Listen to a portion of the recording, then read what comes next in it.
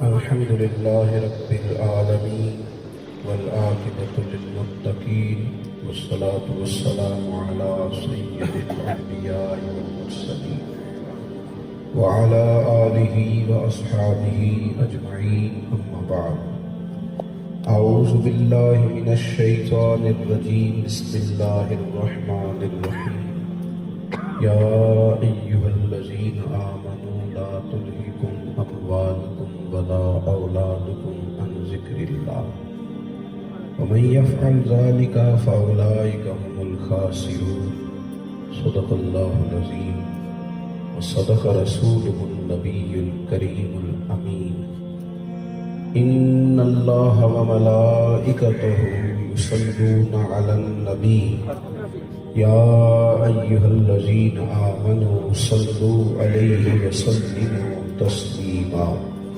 الصلاة والسلام عليك يا سيدي يا رسول الله وعلى آلك وأصحابك يا سيدي يا حبيب الله سارے حضرات روشنی کریں الصلاة والسلام عليك يا سيدي يا حبيب الله وعلى آلك وأصحابك يا سيدي يا حبيب الله اللهم صل على سيدنا ومولانا محمد معدن الجود والکرم وآلہ وبارک وسلم.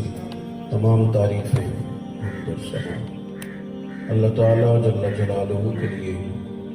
درود و سلام نبی اکرم نور مجسم شفیع معظم احمد مصطفیٰ جناب حضرت محمد مصطفیٰ صلی اللہ تعالیٰ علیہ وسلم کی ذات والا صفات کے لیے حمد و صلات کے بعد.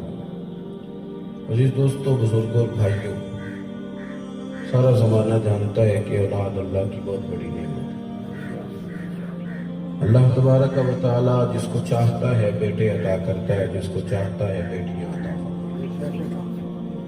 بہت بڑی نعمت ہے اولاد، خدا کا فضل ہے. اور یہ جو مال ہے اس کو بھی قرآن مجید نے اللہ کا فضل قرار دیا. اگر آپ کے پاس جائز پیسے ہیں تو آپ اس سے صدقات کرتے ہیں، خیرات کرتے ہیں، غریب پروری کرتے ہیں، دین کی خدمت کرتے ہیں. اولاد اور مال یہ اللہ کی نعمتیں ہیں، اس کا فضل ہے، اللہ ہی عطا کرتا ہے. اگر یہ چیزیں نہ ہوں تو ان کے سوال کرنے کی اجازت ہے، اللہ کی بارگاہ میں مانگ لینی چاہیے، اس کے حضور عرض کرنی چاہیے. غربت ہو، بندہ بے اولاد ہو، وہ پریشان ہوتا ہے، دین اس کا تقاضا کرتا ہے. اولاد افزائش نسل کا، انسانیت کے آگے بڑھنے کا بہت بڑا ذریعہ ہے. مال اور اولاد دونوں اللہ کا بہت بڑا احسان ہے. لیکن رب فرماتا ہے کہ یہ چیزیں تمہیں دی ہیں. پھر ایک اور بات بھی، ان کے خرچ کرنے کے طریقے، ان سے نکاح کرنے کے طریقے بھی بتائے. بچوں سے پیار کرنے کا حکم دیا، بچوں کی پرورش کرنے کا حکم دیا. نبی پاک صلی اللہ تعالی علیہ وسلم نے بچوں کے ساتھ انسان کو دلچسپی رکھنے کی طرف رغبت دلائی. مال کے بارے میں کہا کہ تم نے فضول نہیں ضائع کرنا، اس کو اعتدال کے ساتھ خرچ کرنا. یعنی ان اور رزق حلال کی تلاش کو عبادت قرار دیا گیا. ساری چیزیں اپنی جگہ موجود ہیں، لیکن ساتھ یہ بھی حکم دیا. آپ غور کریں گے جو میں نے تمہید باندھی ہے اس بات، یہ اللہ کی نعمت بھی ہے، اس پر توجہ جائز طریقے سے دینے کا حکم بھی ہے. لیکن ساتھ یہ بھی فرمایا کہ یا ایھا الذین آمنوا لا تلہکم اموالکم ولا اولادکم عن ذکر اللہ. فرمایا ایمان والو، تمہارا مال اور تمہاری اولاد کہیں تمہیں اللہ کے ذکر سے غافل نہ کر دے. سوال پیدا ہوتا ہے کہ مالک، دین کا ہی تو حکم ہے کہ بچوں سے پیار کریں.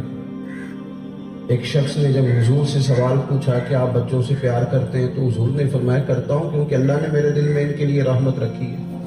اب تیرے دل سے نکال دیا تو کیا کیا جائے؟ حکم دیا، لیکن کہا کہ ان کی محبت میں غافل نہیں ہونا اللہ کے ذکر سے. حکم ضرور ہے پیار کرنا، ضرور ہے تم نے، پر غافل اللہ کے ذکر سے پھر بھی غافل نہیں ہو۔ مال کماؤ، رزق اگر تمہارا جائز ہے اس کے لیے نکلو۔ بہترین روزی وہ ہے جو انسان اپنے ہاتھ سے کما کے کھاتا ہے، فرما دیا گیا۔ لیکن روزی کی تلاش میں رزق حلال کے لیے نکلتے وقت بھی غافل نہیں ہونا۔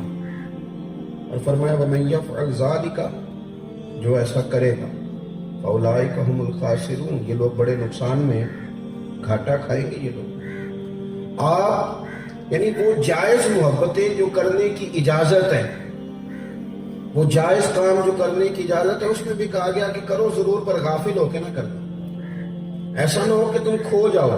پیار کرو بچوں کے ساتھ، لیکن بچوں کے پیار میں کھو کے نماز چھوڑنے کی اجازت نہیں۔ بچوں سے پیار کرو، پر بچوں سے پیار کرتے کرتے تمہیں یہ اجازت نہیں کہ اب تم بچے کی شادی آئے تو بینڈ باجا بھی بجاؤ۔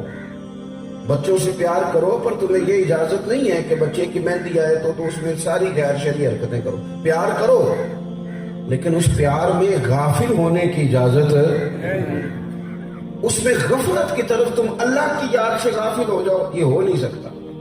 مال کماؤ، ڈیوٹی پہ جاؤ، ہاتھ پھیلانا شریعت نے پسند نہیں کیا، کما کے کھاؤ، لیکن ایسا نہ ہو کہ دکان کھلی اور نماز تمہاری قضا ہو جائے۔ یہ نہ ہو کہ تم ڈیوٹی پہ تو وقت پہ جاؤ، صبح اگر 8 بجے دفتر جانا ہے تو تمہارا 7:30 تو الارم بجے، لیکن 6:15 جماعت ہے تو 5:30 بجے ہی نہ۔ یہ طریقہ درست نہیں۔ اگر تم یہ جائز، بالکل جائز چیزوں میں بھی کہا اعتدال سے چلو، غافل ہونے کی اجازت۔ اماں اپنی مرضی سے شادی کرتی ہے بچے کی، خود بہو پسند کر کے لاتی ہے۔ کئی مائیں ایسی ہیں جو اپنا زیور دے دیتی ہیں، کیسے نئے سرے سے بنوا کے میری بہو کو ڈال دیں۔ وہ بڑی مشقت کر کے، بڑھاپا بھی ہو، بیماری بھی ہو، پھر بھی سارے کپڑے خرید کے لاتی ہیں، سارا کچھ کرتی ہیں، لیکن شادی کے بعد شکوہ کیوں کرتی ہیں؟ وہ شکوہ اس لیے کرتی ہیں کہ بیاہ تو میری ماں تو بوڑھی ہو تو وہ کہتی ہے جلدی شادی کر لے، میں کہیں مر نہ جاؤں، میری آخری شاید خواہش ہے کہ تیرا بسا ہوا گھر دیکھ لوں۔ لیکن بعد میں وہ شکوہ کیوں کرتی ہے؟ شکوہ اس لیے کرتی ہے کہ تیری شادی ضرور کی تھی، تیرا گھر ضرور بسایا تھا، پر یہ تو نہیں نا کہ اب بیاہ ہو گیا تو اماں سے غافل ہو جائے۔ بیاہ کر، شاد گھر بسا، لیکن تو اماں سے غافل ہو گیا۔ یہ غفلت درست نہیں۔ ہم نے یہ کیا ہے کہ ہم نا کچھ شغل مغل میں لگ گئے، ہماری زندگیاں تھوڑی تھوڑی غفلت کا شکار ہو گئی ہیں۔ اگر کوئی لوگ کپڑے اور بال اور رنگ روپ سنوارنے والے تھے تو انہوں نے اسی کو مشغلہ بنا لیا، بس وہ ان کی ساری زندگی یہی ہے کہ کپڑے کیسے اچھے بنانے ہیں، میں نے بال کہاں سے بنوانے ہیں، میں نے یہ غفلت ہے۔ صاف ستھرا کپڑا پہننے کا حکم ہے اسلام میں، لیکن آپ اسی کام لگ جائیں، یہ غفلت ہے۔ میرے عزیز، حکم ہے آپ کو خوش طبع کرنے کا، مسکرانے کا۔ صحابہ کرام علیہم رضوان فرماتے ہیں کہ پہلے دن حضور مدینے آئے تو ہم نے مسکراتے دیکھا، اور آخری دن بھی جس کی حضور سے بظاہر ملاقات ہوئی اس نے بھی مسکراتے ہی دیکھا۔ مسکراتے رہنا حضور کا طریقہ ہے، لیکن شغل مغل ہی بنا لینا، ہر وقت مذاق ہی کرنا، ہر آدمی سے فری ہونے کی کوشش کرنا، یہ غفلت ہے۔ آپ کا اصل کام رہ جائے گا، آپ کی سنجیدگی رخصت ہو جائے گا۔ آپ کوئی کام بھی کریں لیکن وہ کام کرتے ہوئے اللہ رسول سے غافل نہ ہوں۔ آپ اس چکر میں پڑے ہوئے، آپ دیکھیں نا، میری طرح کے لوگ ہیں، نعت پڑھتے ہیں، تلاوت کرتے ہیں، واعظ کرتے ہیں، یہ بھی دین کا کام ہے، لیکن وہ یہ کام کرتے کرتے اگر اپنے وظائف سے غافل ہو جائیں، ان کو یاد ہی نہ رہے کہ کتنے دن ہو گئے میں نے ایک پارہ بھی نہیں پڑھا، ان کو یہ خیال ہی نہ ہو کہ یار میں نے خود تو ایک تسبیح نہیں کی درود پاک، زمانہ گزر گیا میں نے تو نفل ہی نہیں پڑھے، تو یہ غفلت ہے۔ آپ کوئی بھی کام کریں، سفر کریں، کچھ بھی کریں، لیکن آپ غافل نہ ہو۔ ہم غافل ہو گئے ہیں۔ میری طرح کے دینداروں سے لے کر دنیا دار لوگوں تک کچھ 4-5 چیزوں کو نا، میں بڑے درد سے یہ بات عرض کرتا ہوں، میں محفل کرانے والے لوگوں سے کہا کرتا ہوں کہ محفل ہے، اسے شغل میلہ تو نہ بناؤ۔ 15-20 لڑکے اکٹھے ہو گئے، ایک نعت خاں کا بندوبست کر لیا، ایک امام صاحب کو، خطیب صاحب کو آپ نے بلا لیا ہے، یہ وہ ایک ہی طرح کے آپ نے کپڑے سلوا لیے ہیں، سارا کچھ صحیح ہے، لیکن جس دن محفل تھی اس دن عشاء کی نماز بھی آپ نے نہیں پڑھی، اس کو آپ کیا سمجھتے ہیں؟ حضرت سلطان بابو رحمۃ اللہ علیہ جا رہے ہیں، ہم بابا فرید صاحب کے مزار پہ حاضری دینے جا رہے ہیں، بس ہم نے تیار کر لی، بہت سارے لوگ اس میں بٹھا لیے، اس کے اندر ہم نے کھانا جو ہے وہ رکھ لیا پکا کے، اس کے اندر ہم نے پھل جمع کر لیا، بس جا رہے تھے بابا صاحب کی حاضری دینے، رستے میں ایک نماز بھی نہیں پڑھی، رستے میں سارا شوگر، بڑا مزہ آیا جی، اس نے فلانے نے ہنسا کے پاگل کر دیا، فلاں نے بڑی باتیں سنائی، لوٹ کیا بابا صاحب کی حاضری دینے جا رہے ہیں۔ یہ تعلیمات حضرت سلطان باہو کی ہیں، یہ ہمیں سکھایا تھا حضرت بہاؤالدین زکریا ملتانی نے۔ داتا علی اجمیری کا یہ انداز ہے کہ آپ نے اس کو شغل میلہ بنا لیا ہے۔ آپ غافلوں جیسی زندگی نہیں گزار سکتے، آپ کو پلٹ کے آنا ہے۔ اگر آپ غافل ہو جائیں گے تو پھر تو آپ بڑی دور نکل جائیں گے۔ آپ کو حکم ہے کہ آپ سارا دن ڈیوٹی کریں، سارا دن نوکری کریں، لیکن اذان ہو جائے نا تو پھر کوئی چیز آپ کو روک نہ سکے، آپ پہلی صف میں کھڑے ہو۔ آپ بچوں کی نوکری کریں، آپ انہیں کھانا دیں، آپ ان سے پیار کریں، ان کی ضروریات کا خیال کریں، لیکن یار یہ کیا بات ہوگی کہ بچوں کے ساتھ گپیں لگانے کے لیے بھی وقت تھا، مری لے جانے کے لیے بھی وقت تھا، باغ میں گھمانے کے لیے بھی وقت تھا، یہ سارے کام کیے، کیا ہو گیا؟ کیا ہو گیا؟ پورا مہینہ ہی گزر گیا ہے، ایک دن بھی رات کو 2 نفل نہیں پڑے اٹھ کے۔ ہر بندے کے لیے ٹائم نکالا، لیکن قرآن پاک کی تلاوت کہاں گئی؟ ہماری دعا کدھر گئی؟ عبادت کہاں گئی؟ غافل ہو گئے باقی ساری چیزوں سے۔ اور یہ مال اور یہ سارا کچھ، میرے رسول پاک صلی اللہ علیہ وسلم نے فرمایا انسان کہتا ہے میرا مال میرا مال میرا مال۔ آپ دیکھ لیں، بٹھا لیں، پوچھ لیں بھائیوں سے کہ یہ زمین ہے تو آپ کی کون سی ہے، تو وہ کہے گا میری فرینڈ والی ہے، کارنل والے پلاٹ میرے، یہ میرا مال ہے۔ بھائی کاروبار یہ تو چل رہا ہے، یہ آپ کا برابر کا؟ کہتے نہیں، پیسے میں نے کمائے تھے، باہر میں گیا تھا، میرے زیادہ ہے۔ کسی سے پوچھ لیں آپ، میرا مال میرا مال۔ ابا جی بھی کبھی ناراض ہوتے ہیں تو وہ بھی کہہ دیتے ہیں کہ جا بھاگ جا، پھر میں حصہ نہیں دوں گا، مال تو میرا ہی ہے۔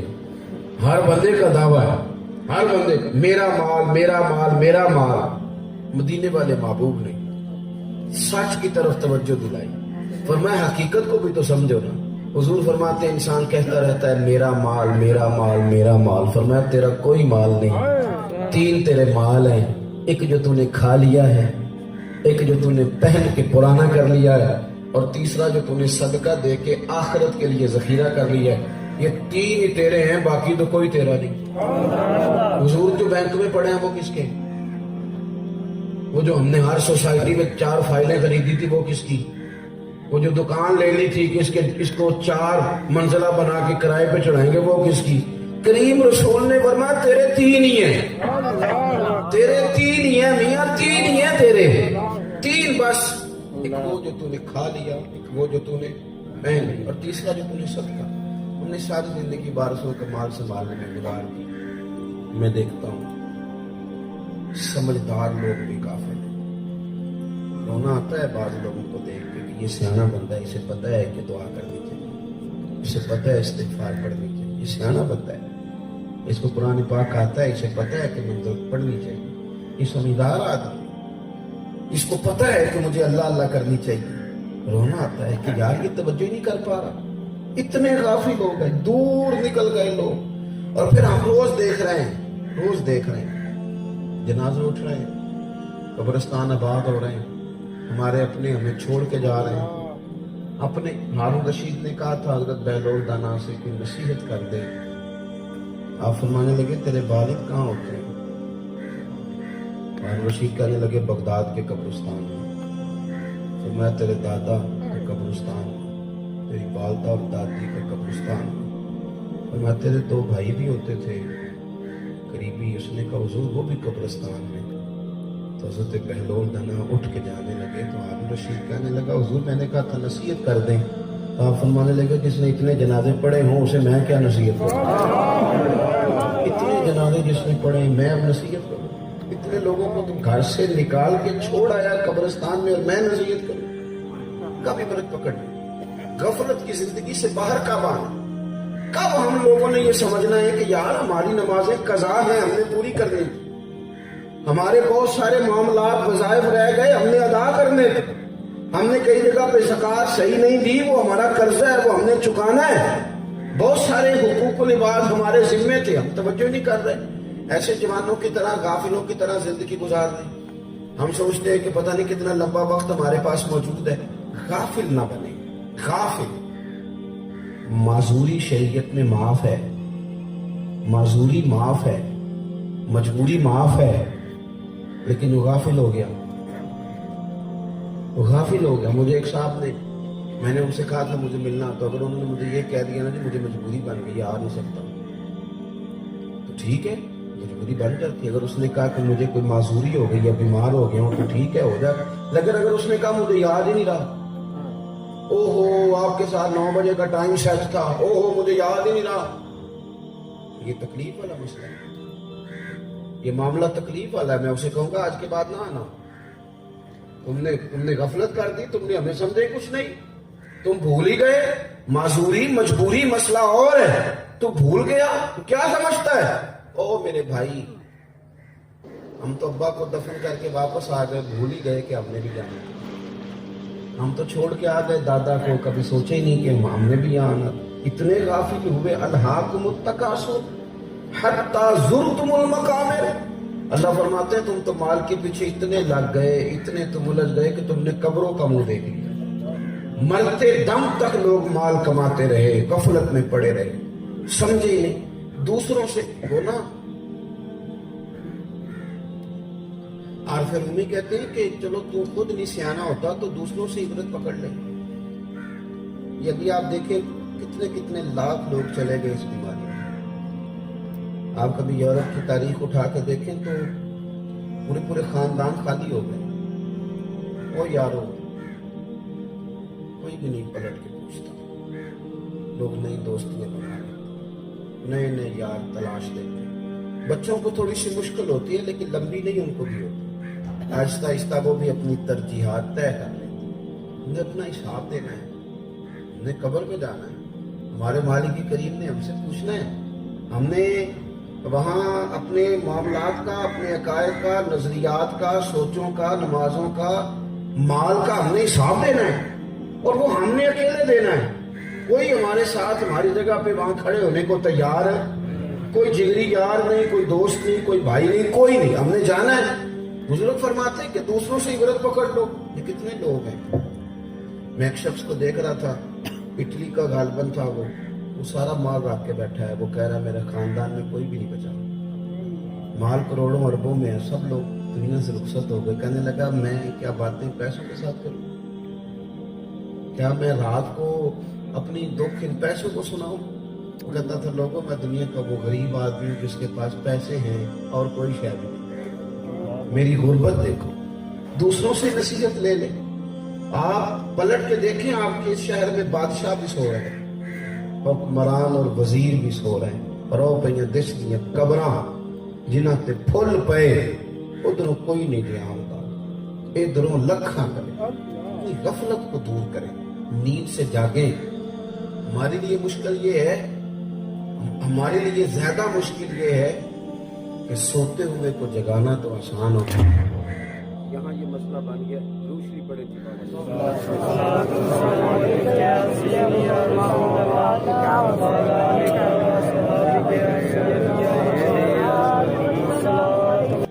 ہمارے دائیں بائیں بہت سارے لوگ ایسے ہیں کہ تھوڑے سے غافل ہو گئے تھے تو شکار ہو گئے وہ آزمائشوں کا. دوسروں سے ہی بندہ نصیحت. عارف رومی کہتے ہیں کہ شیر نے کہا گیدڑ سے اور لومڑی سے کہ چلو شکار کرنے چلو. 3 جانور شکار کیے، خرگوش، گائے اور بکری. اس نے گیدڑ سے یہ کہا کہ یہ ہم نے 3 شکار کر لی ہیں شیر سے، اب یہ بتاؤ کہ تقسیم کیسے کریں گے، کھائیں گے کیسے؟ گیدڑ کہنے لگا بادشاہ بڑی سادی سی بات ہے، یہ خرگوش لومڑی کھائے گی اور میں بکری کھاؤں گا، اور آپ جو تو بڑے ہیں تو گائے آپ کھائیں گے. اس نے ایک پنجہ مارا، گیدڑ کو مار دیا، مر گیا. اب اس نے لومڑی سے کہا کہ تو تقسیم کر، یہ کیسے کھانا ہے؟ تو اس نے کہا بادشاہ سلامت تقسیم کا مسئلہ ہی کوئی نہیں، یہ آپ خرگوش صبح ناشتے میں کھائیں گے اور بکرا آپ دوپہر کے کھانے میں تناول کریں گے، اور گائے رات کو اگر آپ کا شوق ہو. تو اس نے کہا لومڑی سے کہ یہ بڑی شاندار تقسیم ہے، کہاں سے سیکھی ہے؟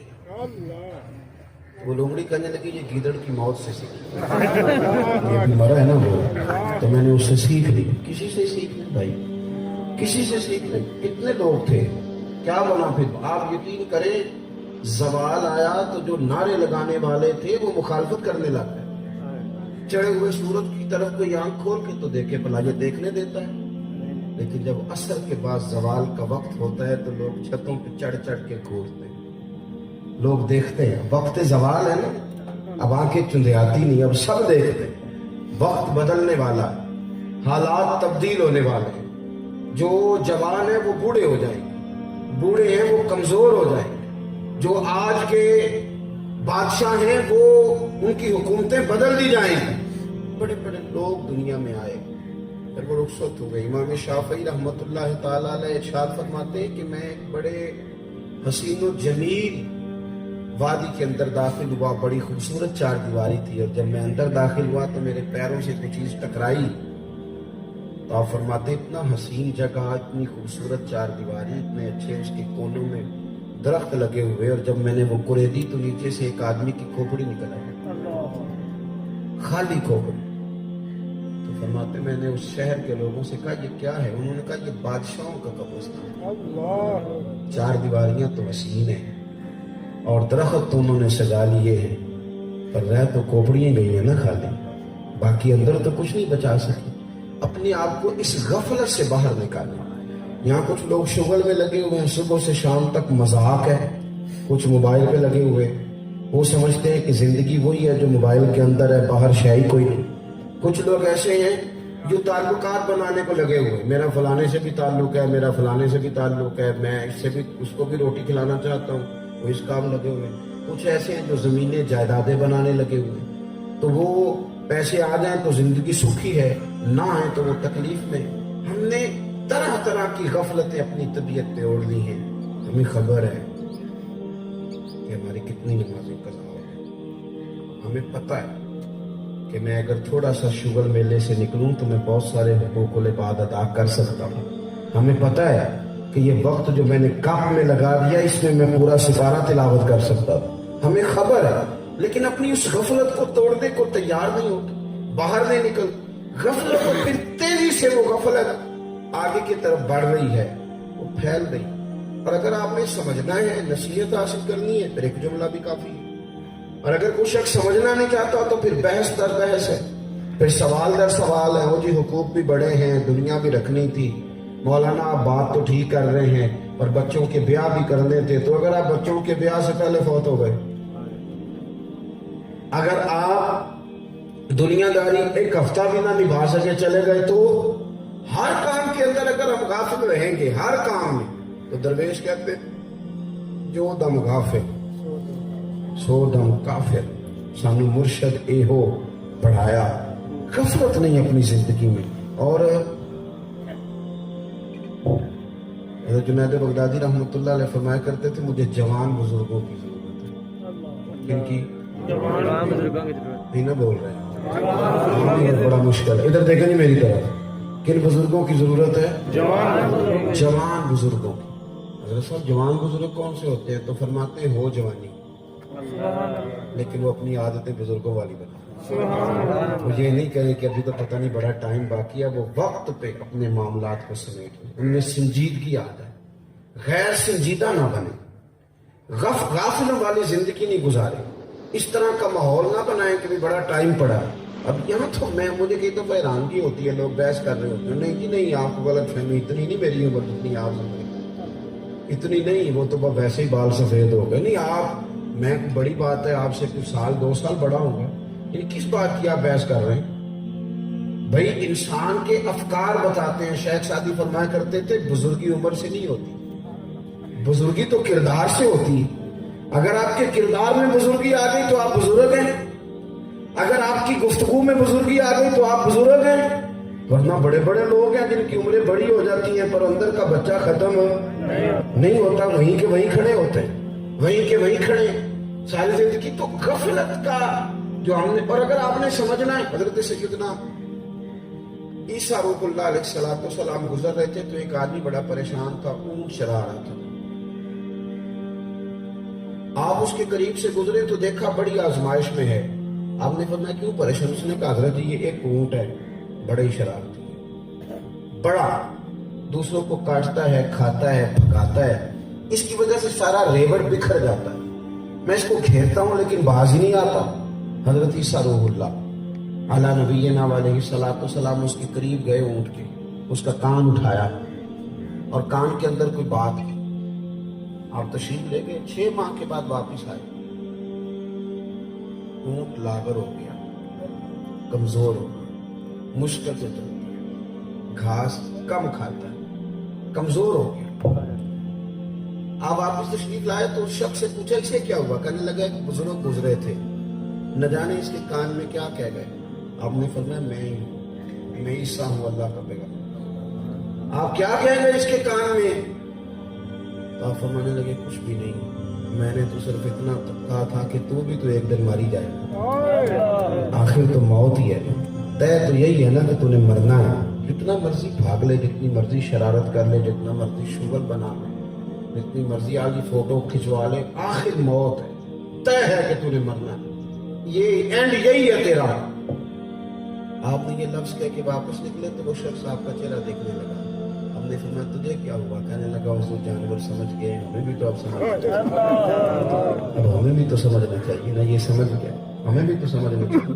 آپ اگر غفلت سے باہر آئیں، اگر آپ سنجیدہ ہو جائیں، آپ کی گفتگو میں لب و لہجے کے اندر محسوس ہوگا کہ یہ شخص اس طرح کا نہیں ہے. ایک پالیسی ہوتی ہے پکی، ایک انسان زندگی میں منصوبہ بندی کرتا ہے جس میں دیر پر چلتا. ایک پالیسی ہوتی ہے ڈنگ ٹپاؤ، آج کا دن گزارو کل. ہماری پالیسی ہے ڈانگ ٹپاؤ. ہم کو تو نہیں آج کا دن گزارو نا کسی طریقے سے. اور نہیں جی اللہ معاف کرنے والا ہے. میں نے کرا لیا دعا، پیر صاحب آئے تھے، وہ میں عاشق رسول ہوں. پرسوں تو محفل نعت کرائی ہے، 6 پورے نعت خواں 6 کے 6 مجھے کہہ گئے تھے تو عاشق رسول ہے. اور کئیوں نے تو جام کی ٹکٹ بھی مجھے دی ہے کہ تم پکا ہے، باقی پکے ہو نہ ہو. تو اتنے سارے تو لوگ کہہ گئے ہیں تو باچی جاؤں گا کسی نہ کسی طریقے سے. یاد رکھنا رسول کائنات صلی اللہ تعالی علیہ وسلم کی پیاری زوجہ سیدہ طیبہ طاہرہ ام المومنین سیدنا عائشہ صدیقہ محدثہ ہے، محدثہ فرمایا کرتی سی دعا کرو اللہ حساب نہ پوچھے، دعا کرو مالک حساب نہ پوچھے. اماں جی دعا کراتی، دعا کرو وہ حساب نہ پوچھے. نہ حساب پوچھ لیا تو مشکل ہو جائے. دعا کرو وہ. حضور کے صحابی بیٹھے تو نبی پاک صلی اللہ علیہ وسلم نے فرمایا کہ کچھ لوگ 70,000 ایسے ہوں گے قیامت کے دن جنہیں اللہ تعالیٰ بغیر حساب کا جنت دے دے. 70,000 لوگ. حضرت کاشف رضی اللہ تعالیٰ عنہ فوراً اٹھ کے کھڑے ہو گئے. صحابی ہے نا، ہر صحابی جنتی. اور نبی پاک صلی اللہ تعالیٰ علیہ وسلم نے فرمایا یہ نرے مومن نہیں، الصحابی کالنجوم، یہ تو ہدایت کے مینارے بھی ہیں. ان کے تو پیچھے چلنے والے کو بھی ہدایت ملتی ہے. اتنے تگڑے لوگ. حضور نے فرمایا 70,000 لوگوں کو اللہ بغیر حساب کتاب جنت دے گا. تو حضرت عائشہ اٹھ کے کھڑے ہو گئے. سونیا میرے لیے بھی دعا کرے اللہ مجھے جنت دے دے. میرے لیے بھی دعا کرے اللہ مجھے ان میں شامل کرے جن کا حساب نہیں ہوگا. تو حضور نے فرمایا جا تیرے ساتھ وعدہ کر، اللہ تبارک و تعالیٰ تجھے ان میں شامل کرے، اللہ تجھے ان میں شامل کرے گا. تو ایک صحابی اٹھے، یا رسول اللہ میرے لیے بھی دعا کریں. فرمایا کر دیتا ہوں پر عکاشہ تجھ پہ سبقت لے گیا ہے، وہ آگے نکل گیا. طلب یہ ہے کہ کامیابی ہو جائے. کامیابی لا یستوی اصحاب النار و اصحاب الجنہ، جنتی اور جہنمی برابر نہیں ہوتے بھائی. اصحاب الجنتی هم الفائزون. کامیاب ہوئی ہے جسے صبح قیامت جس کے لیے رب رحمت کے ساتھ جنت کا فیصلہ کر دے. اپنے معاملات کو روز اپنے حضرت عمر فرمایا کرتے تھے اس سے پہلے کہ تمہارا حساب کیا جائے اپنا حساب کر لو، اس سے پہلے کہ تمہارا حساب. مولا علی شیر خدا رضی اللہ تعالیٰ عنہ سے کسی نے کہا حضور جائز پیسے ہی کما لیں. تو آپ فرمانے لگے میاں پیسے جائز ہوں، پیسہ حلال ہو تو حساب ہوتا ہے، اور حرام ہو تو عذاب ہوتا ہے. حلال ہو تو حساب ہے، حرام ہو تو عذاب ہے. تو فرمانے لگے نہ ہم عذاب کے لیے ہیں اللہ معاف کرے، اور نہ ہی ہم حساب دینا چاہتے ہیں. دونوں کام ہی نہیں کرتے، لہذا پیسہ ہی نہیں جمع کرتے، اس چکر میں ہی نہیں پڑتے، یہ کھاتا ہی نہیں ہے بات.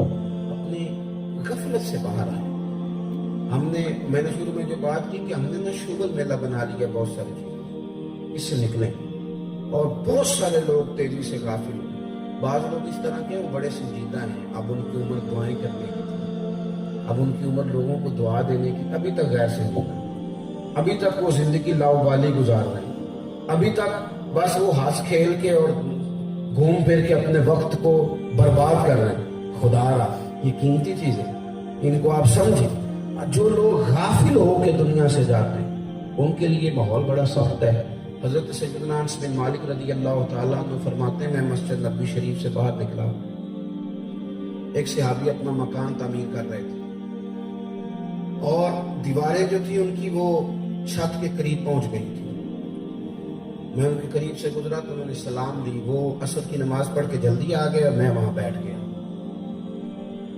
سلام لی تو مجھ سے فرمانے لگے کوئی نئی آیت تو نہیں نازل ہوئی؟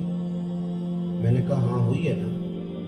فرمانے لگے کون سی؟ میں نے کہا اللہ فرماتا ہے اقترب للناس حسابهم وهم فی غفلۃ معرضون.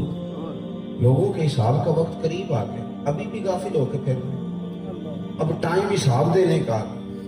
اب بال کالے سفید ہو گئے، اب جوانی بڑھاپے میں بدل گئی، اب وقت حساب دینے کا آ گیا لیکن ابھی بھی غافل ہو کے پھر رہے ہیں ابھی تک. کہتے ہیں یہ آیت میں نے انہیں سنائی اور میں آگے گزر گیا، پیچھے سے کسی چیز کے گرنے کی آواز آئی. میں نے پلٹ کے دیکھا تو انہوں نے چھلانگ لگا دی تھی زمین. میں نے کہا کیا ہوا؟ کہنے لگے مسجد جا رہا ہوں. میں نے کہا مکان نہیں بنانا؟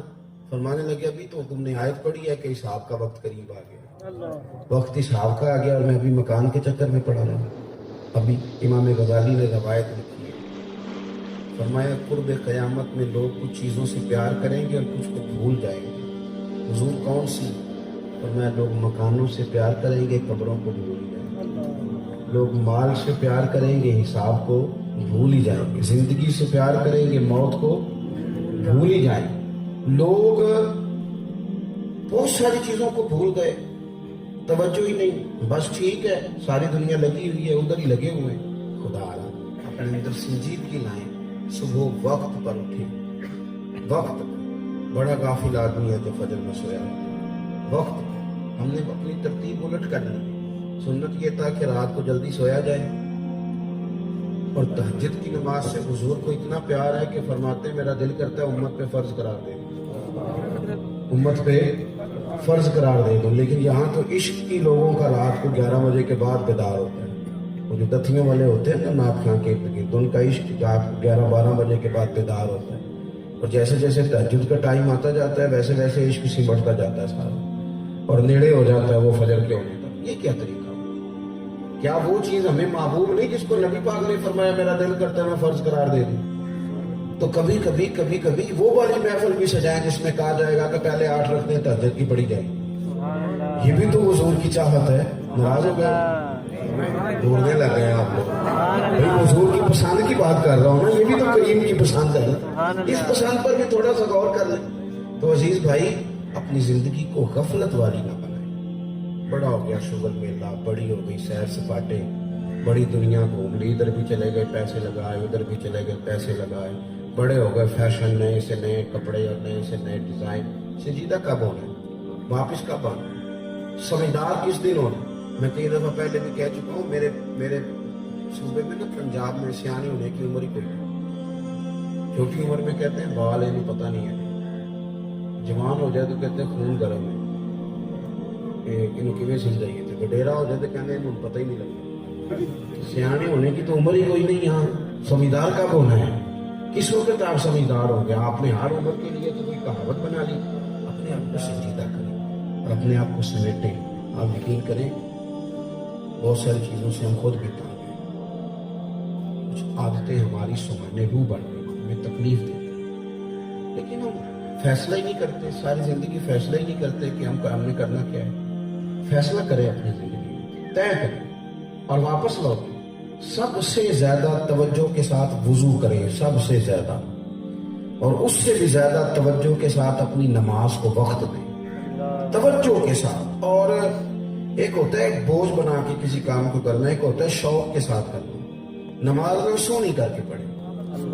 اگر آپ مشکل کر کے پڑھیں گے تو آپ کے لیے مشکل ہو جائے گی. سونا کر کے جیسے بندے کا دل لگتا ہے ایسے اس میں ذوق ہو. امام زین العابدین رضی اللہ تعالیٰ عنہ نماز پڑھ رہے، گھر میں آگ لگ گئی، لوگ آگ بجھا رہے، پانی لے لے کے آ رہے، دوڑ دھوپ ہو رہی، امام صاحب نماز پڑھ رہے. تو نماز سے فارغ ہونے کے بعد آپ کی اہلیہ کہنے لگی کہ رب آپ کو بہتر صلہ عطا کرے. سارا محلہ سوئے ہوئے لوگ بھی اٹھ گئے تھے کہ آگ لگ گئی، اور آپ ہیں کہ نماز بھی لگے ہوئے تھے. تو امام صاحب فرمانے لگے دنیا کی آگ لگ گئی تھی، لوگ اس کو بجھانے کی فکر میں محو ہو گئے تھے، میں تو جہنم کی آگ بجھا رہا تھا. تو میں کیوں نہ محو ہوتا، میں بھی پورا محو تھا. انہماک کے ساتھ مجھے سوز دے، مجھے ساز دے، اور نیم شب کا نیاز دے. دم سجدہ خود کو میں توڑ دوں، مجھے ایسا ذوق نماز دے. اپنی طبیعت کے اندر غفلت کا پردہ اتار دے. آپ اپنے دوستوں سے کہیں گے نا میری تعریفیں کرو تو کر دیں گے. بیوی سے آپ کہیں گے کہ اس طرح بن کے جی تو مجبور ہے بیچاری، کر دے گی جو آپ کہیں. ماں باپ کو آپ مجبور کر لیتے ہیں، وہ ہو جاتے ہیں، وہ کہتے ہیں ٹھیک ہے پتر تو نے مری جانا ہی جانا ہے، تو لڑکے جو جانا ہے تو لے لے 10,000 20,000 چلا جا، کیا ہو سکتا ہے. ہم سمجھتے ہیں کہ میں نے ہر چیز رام کر لی ہے. آپ کے غافل ہونے سے کئی چیزیں غافل ہو گئی. اور ایک بات اور عرض کروں ختم کرنے سے پہلے، ہم اگر بیدار رہیں گے تو ہمارے ارد گرد بڑے لوگ بیدار رہیں گے. 10 لوگوں کی محفل میں سے انشاءاللہ ایک اٹھ کے نماز پڑھنے لگے تو دوسرے بھی ضرور توجہ کریں گے. اگر ہم اپنے دوستوں کے بیچ تھوڑا سا خیال کریں گے قرآن پاک کی تلاوت کا، اذکار کا، تو وہ آئیں. غفلت بڑی ہو گئی ہے دوستوں اور نوجوانوں. میں آپ سے عرض کروں 40 سال کی عمر کے بعد پاکستان میں کوئی نہ کوئی دوائی کھانی پڑتی ہے. اعصاب کمزور پڑنے لگتے ہیں، کوئی نہ کوئی کسی نہ کسی ہلکی پھلکی بیماری کا شکار ہونے لگتا ہے. لوگوں نے جانا ہے. بہت سارے لوگوں کو ہم نے زندگی میں دیکھا وہ ہمارے ہاتھ میں رخصت ہو گئے، چلے گئے. وہ جاتی دفعہ ہمیں کہہ گئے کہ ہم جا رہے ہیں اور تمہارے منتظر. تو ہم بڑی جلدی تیاری ہے ہماری، کسی وقت بھی مالک بلائے گا. بس آج کی ساری گفتگو میں میرا درد یہ ہے، اپیل یہ ہے، آپ غفلت سے باہر آئیں، غیر سنجیدہ زندگی چھوڑ دیں، وقت کو فضول ضائع کرنا بند کریں، اپنے معاملات کو سمیٹیں اور کچھ چیزوں کو ترجیحی بنیادوں پر کریں. اپنا موٹا موٹا حساب کریں، جتنی نمازیں اب تک قضا ہوئی ہیں ان کو شمار کریں. جو لوگ کہہ رہے ہیں نا میں گور بڑھا ہوتا ہوں، وہ مہربانی کریں نا موبائل رکھیں بند اور اپنی نمازیں پوری کریں. کو مہینہ نمازیں پوری کریں، اپنی قضائیں ہیں وہ ساری ادا کریں، اپنے وظائف پر خاص توجہ دیں، وظائف کو خوب پابندی کے ساتھ پڑھیں. قرآن پاک کے لیے بھی تو آپ ارادہ کرتے ہیں کہ 3 دن ساری چھٹیاں لے کے مری جا رہا ہوں گھومنے، جاتے ہو نا؟ تو 3 چھٹیاں لے کے قرآن پاک ختم کرو، 10 سپارے روز پڑھو. تو چھٹیاں لے کے کبھی یہ کام بھی کرو کہ ذوق بنا لیا یہ کام کرنا ہے. رجب شریف میں شعبان میں روزے ضرور رکھیں. کوشش کریں کہ آپ کا ابھی سے تھوڑی سی تیاری ہو جائے. ان دنوں میں شعبان میں تو حضور بڑے نفلی روزے رکھتے ہیں، رجب میں روزے رکھتے ہیں. نفلی روزوں کا مزاج بنائیں، گھر میں عورتوں کو بتائیں وہ زیادہ شوق سے روزہ رکھتے ہیں. آپ کے لیے بھی تیاری کروائیں، اپنے معاملات میں آپ یہ چیزیں لائیں گے. اور بالخصوص جن گھروں میں جوان بچے بچیاں ہیں، صحیح بخاری مسلم کی حدیث ہے. ہم تو وہ نسخے نہیں لیتے جو ہمیں نبی پاک نے بتایا. صحیح بخاری مسلم میں حدیث ہے، حضور نے فرمایا جوانوں یا نکاح کر لو یا روزے رکھو. تو آپ اپنے گھر میں یہ ذوق پیدا کریں. روزہ جو ہوتا ہے وہ باطن کو طاہر اور مطہر صاف کر دیتا ہے، آپ کے اندر سے بڑی ساری خواہشات نفس زائل کرتا ہے. تو جوان بچے بچیوں کو رغبت دی جائے. حضور نے جوانوں کو حکم دیا تھا کہ نکاح نہیں تو روزہ رکھو. تو غافل نہ بنے ہم نا. کچھ بڑے بڑے سمجھدار لوگوں سے زندگی میں ملاقات ہوئی، باتیں بڑی شعور والی، لیکن نماز کا ٹائم آیا تو انہیں چھپتے دیکھا. جب عمل کرنے کی بات آئی تو پھر انہیں کہیں اور جاتے دیکھا. تو اپنی سنجیدگی کو. اور پھر میں ایک اور بات بھی عرض کروں، میں بات ختم کرنا چاہتا ہوں لیکن کوئی نہ کوئی بات آگے آ جاتی ہے، سمٹے ہوئے مضامین.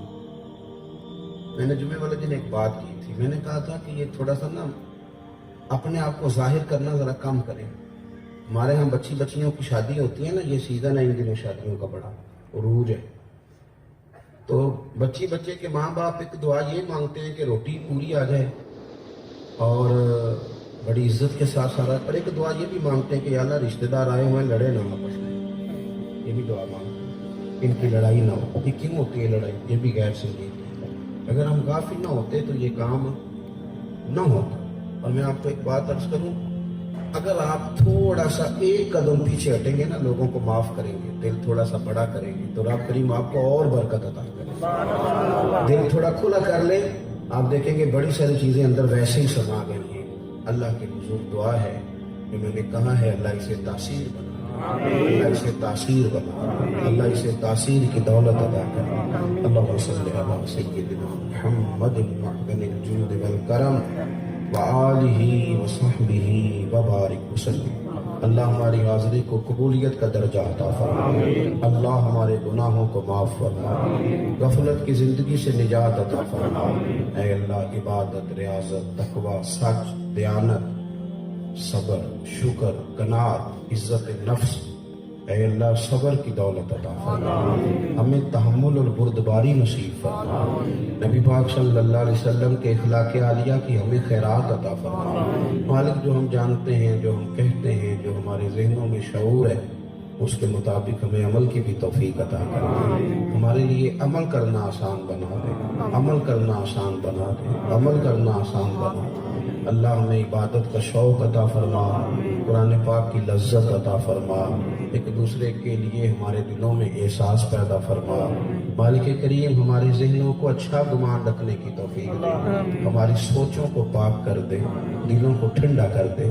مالک کریم ہمارے لیے امت مصطفیٰ کریم صلی اللہ تعالیٰ علیہ وسلم کے لیے ہمارے دلوں میں خیر خواہی کے جذبات پیدا فرما دے، دین کا بول بالا فرما، دین کا بول بالا فرما۔ جو لوگ ابھی تک کفر میں ہیں، شرک میں، مسلمانوں کو آگے بڑھ کے انہیں دین کی دعوت دینے کی توفیق عطا فرما۔ اے مالک کریم ہمارے جو دوست یہ بندوبست کرتے ہیں، جو تشریف لاتے ہیں، ان سب کو بہترین صلہ عطا فرما۔ مالک ہم زندہ رہے تو تقوی کا نور عطا فرما، ہماری موت کا وقت آئے تو ہمیں کلمہ اسلام نصیب فرما، دنیا میں بھی ہماری پردہ پوشی فرما، آخرت میں بھی ہماری پردہ پوشی فرما، ہماری پردہ پوشی فرما، ہماری پردہ پوشی فرما، ہماری پردہ پوشی فرما۔ اللہم انا نسألک العفو والعافیۃ فی الدین والدنیا والآخرہ، رب اغفر وارحم وانت خیر الراحمین، صلی اللہ تعالی علی حبیبہ سیدنا محمد۔